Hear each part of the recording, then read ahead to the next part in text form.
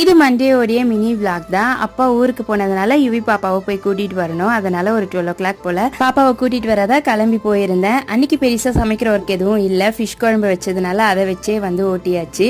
UV பாப்பாக்கு fish குழம்பு வேணா எனக்கு எக் ரைஸ் வேணும்னு சொல்லியிருந்தா. அவளுக்கு மட்டும் எக் ரைஸ் பண்ணியிருந்தேன். எப்பவுமே பிளைனா தான் பண்ணுவேன். குட்டீஸ்க்கு பண்ணோன்னா கொஞ்சமா ஆயில் ஊத்திட்டு அது கூட கீ போட்டுட்டு முட்டையும் உடைச்சி ஊற்றிடுவேன். அது கூட காரத்துக்கு மிளகுத்தூள் உப்பு போட்டு நல்லா வறுத்துட்டு ரைஸை கொட்டிட்டு நல்லா சோட்டை பண்ணி கொடுத்துட்டேன்னா சூப்பராக சாப்பிட்ருவா. ஈவினிங் போல் மேலே டெரஸ்க்கு போயிட்டு செடிக்கெலாம் தண்ணி ஊற்றலான்னு தான் தண்ணி ஊற்றிட்டு இருந்தேன். நிறைய தக்காளி காய்ச்சிருந்தது.